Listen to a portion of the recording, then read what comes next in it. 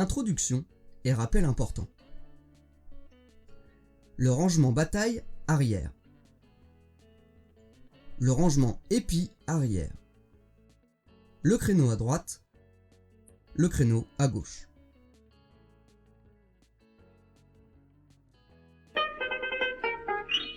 Nous allons étudier ensemble les différents types de stationnement et leurs procédures. À noter que, dans un premier temps lors des manœuvres, on va exceptionnellement braquer les roues à l'arrêt afin de s'exercer. Cela permet une meilleure gestion des trajectoires du véhicule. Avec l'expérience, on mettra naturellement du mouvement lors de l'utilisation du volant.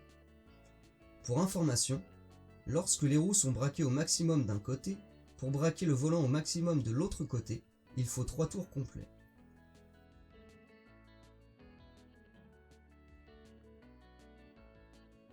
Donc, pour mettre les roues droites lorsqu'elles sont braquées au maximum, il suffit de faire un tour et demi au volant.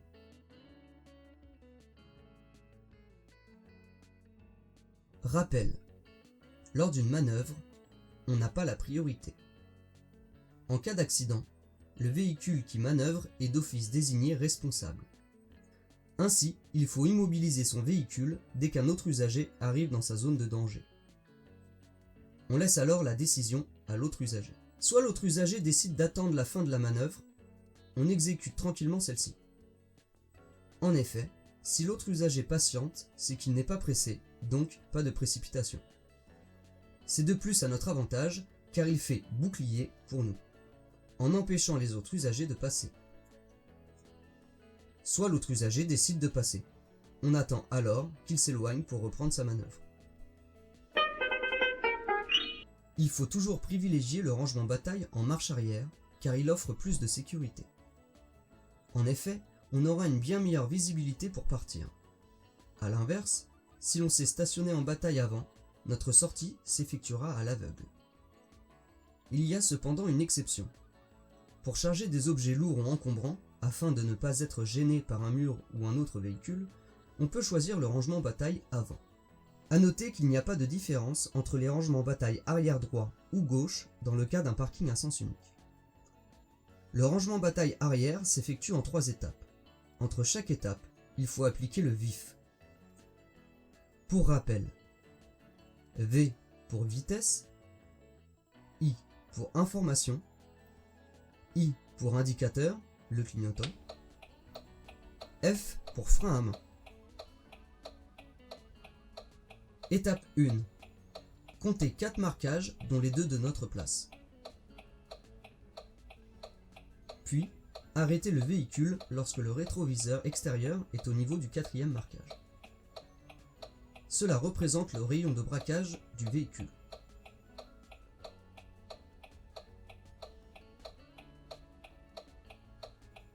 Il faut bien penser à faire le correctif visuel si le stationnement est sur la droite. En effet, en regardant en biais, on a l'impression d'être au 4e marquage, mais le rétroviseur est 1 mètre avant. Attention, si un véhicule est stationné entre le marquage 2 et 3, alors il doit y avoir la distance d'une ouverture de portière. Pas plus, car notre véhicule va se déporter sur l'extérieur, pas moins, car cette distance est nécessaire pour éviter d'arracher l'aile du véhicule. S'il n'y a pas de véhicule entre le marquage 2 et 3, alors positionnez notre véhicule à une trentaine de centimètres des têtes de marquage. Si les repères sont bien pris, le véhicule rentre directement dans la place et il ne reste au conducteur qu'à gérer son environnement. Étape 2. Application du vif. Braquez les roues à l'arrêt dans la direction de notre place. Attention, suite au braquage des roues, le nez du véhicule va se déporter sur l'extérieur. Donc il faut vérifier qu'il n'y a pas de piéton ou de deux roues sur le côté. Reculez lentement tout en regardant principalement par le pare-brise arrière, mais en surveillant à gauche et à droite pour vérifier l'arrivée d'autres usagers. Si un véhicule est stationné entre le marquage 2 et 3, surveillez régulièrement les rétroviseurs extérieurs pour vérifier qu'on ne touche pas l'aile.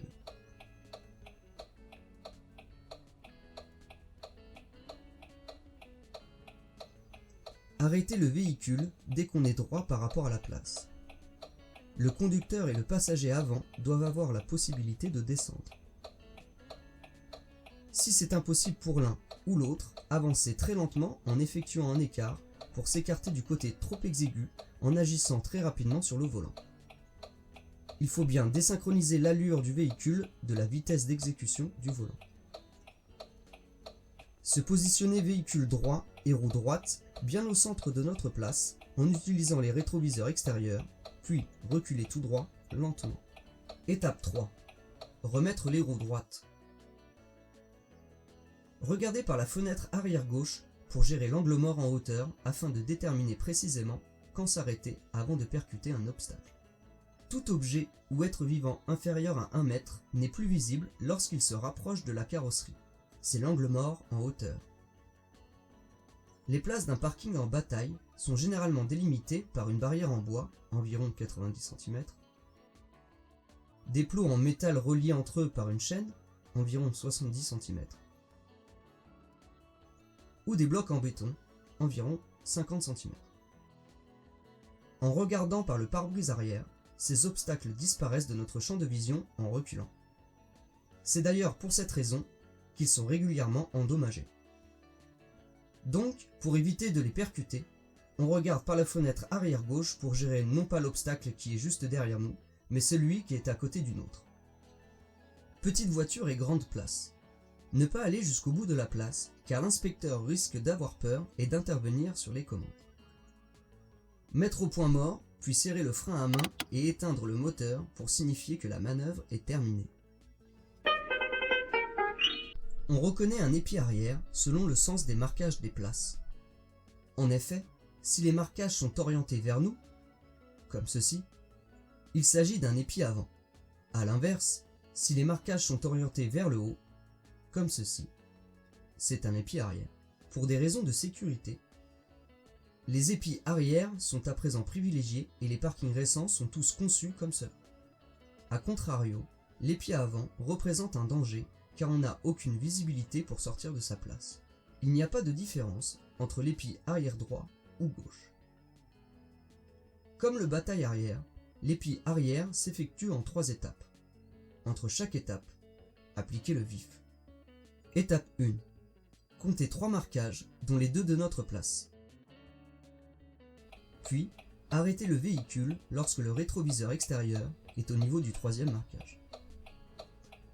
Cela représente le rayon de braquage du véhicule. Faire le correctif visuel si stationnement à droite. Attention, si un véhicule est stationné entre le marquage 2 et 3, alors il doit y avoir la distance d'une ouverture de portière.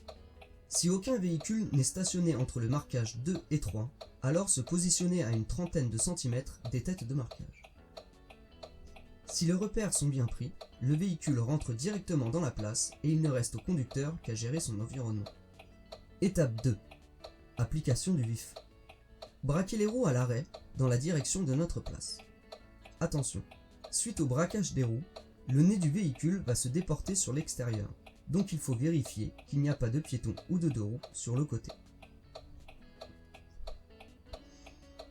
Reculez lentement, tout en regardant principalement par le pare-brise arrière, mais en surveillant à gauche et à droite pour vérifier l'arrivée d'autres usagers. Si un véhicule est stationné entre le marquage 2 et 3, surveillez régulièrement les rétroviseurs extérieurs pour vérifier qu'on ne touche pas l'aile. Notre véhicule doit passer près du véhicule stationné.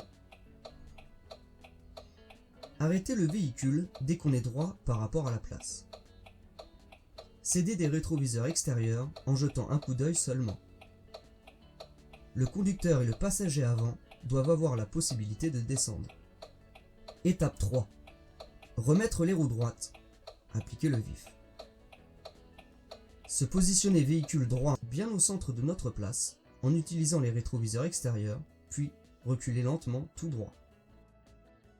Regardez par la fenêtre arrière gauche pour gérer l'angle mort en hauteur afin de déterminer précisément quand s'arrêter avant de percuter un obstacle. Généralement, les places d'un parking en épi arrière sont délimitées de la même manière que le bataille. Ces obstacles disparaissent de notre champ de vision en reculant.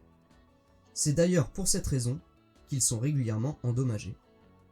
Donc, pour éviter de les percuter, on regarde par la fenêtre arrière gauche pour gérer non pas l'obstacle qui est juste derrière nous, mais celui qui est à côté du nôtre. Rappel pour la petite voiture dans une grande place. Ne pas aller jusqu'au bout de la place. Mettre au point mort et serrer le frein à main, puis arrêter le moteur pour signifier que la manœuvre est terminée. En cas de créneau à l'examen du permis de conduire, il y aura toujours un véhicule stationné que l'on pourra utiliser comme repère, et au moins 2 places de stationnement derrière. Cela ne sera jamais une place coincée entre 2 véhicules.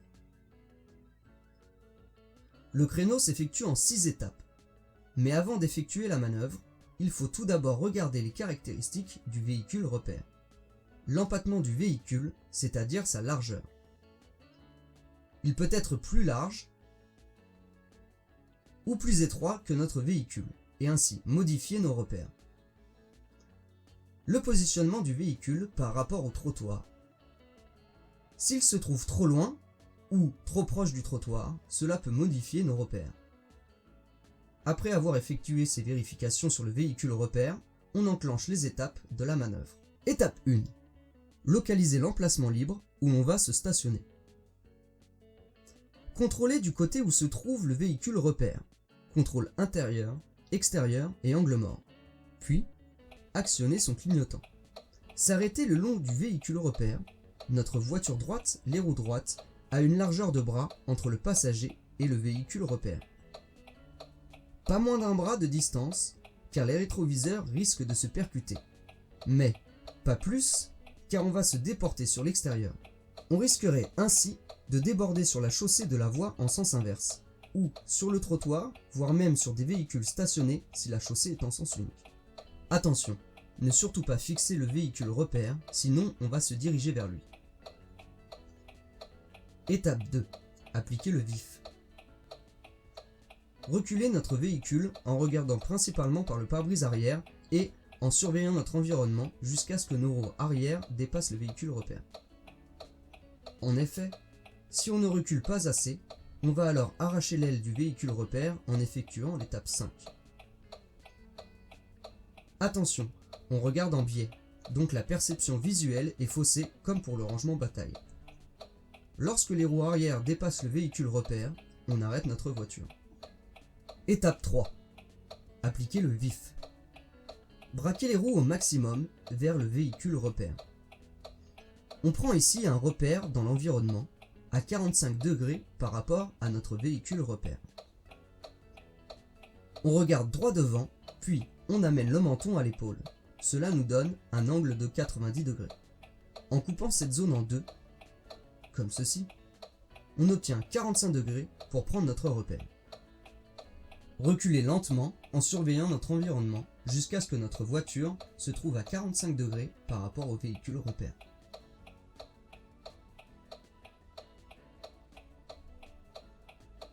Attention, ce moment est très dangereux car le nez de la voiture se déporte sur l'extérieur. On s'arrête ensuite en continuant à surveiller son environnement. Étape 4. Remettre les roues droites. Appliquer le vif. Reculer lentement tout en regardant principalement par le pare-brise arrière, mais en surveillant à gauche et à droite pour vérifier l'arrivée d'autres usagers. S'arrêter jusqu'à un point de repère qui varie selon la situation. 2 cas sont possibles. 1. Il faut faire monter nos 4 roues sur un dénivelé. Trottoir, stationnement surélevé par rapport à la chaussée, etc.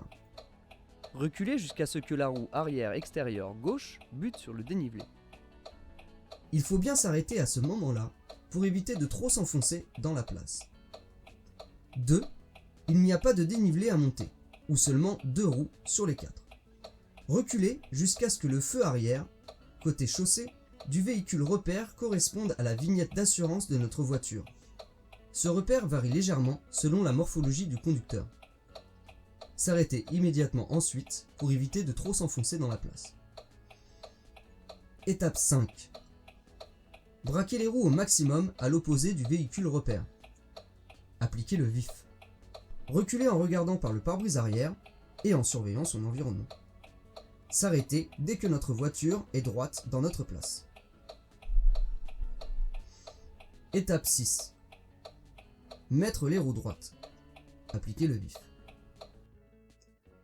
Préparer son futur départ en reculant sur la deuxième place après le véhicule repère. Mettre au point mort, serrer le frein à main, puis arrêter le moteur pour signifier la fin de la manœuvre. Une fois les différentes étapes assimilées, on sera capable de se passer des étapes 1 et 6. Les étapes d'exécution du créneau à gauche sont identiques à celles du créneau à droite, à l'exception de l'étape 4. En effet, les repères de cette étape sont différents et il convient de s'attarder dessus. On applique donc les 3 premières étapes en appliquant le vif entre elles. Étape 4, appliquer au créneau à gauche. Remettre les roues droites, appliquer le vif. Reculer en regardant par le pare-brise arrière et en surveillant son environnement. S'arrêter jusqu'à un point de repère qui varie selon la situation. 1. Il faut faire monter les 4 roues sur un dénivelé, trottoir, stationnement surélevé par rapport à la chaussée, etc. Reculer jusqu'à ce que la roue arrière extérieure droite bute sur le dénivelé. Il faut bien s'arrêter à ce moment-là pour éviter de trop s'enfoncer dans la place. 2. Il n'y a pas de dénivelé à monter ou seulement 2 roues sur les 4. Reculer jusqu'à ce que le feu arrière côté chaussée du véhicule repère corresponde à l'arceau de notre voiture. Ce repère varie légèrement selon la morphologie du conducteur. S'arrêter immédiatement ensuite pour éviter de trop s'enfoncer dans la place. On applique ensuite les étapes 5 et 6 conformément à la méthode vue plus tôt pour le créneau à droite sans oublier d'appliquer le vif entre chaque étape. Vous avez maintenant toutes les clés en main pour effectuer des manœuvres parfaites. Bonne route!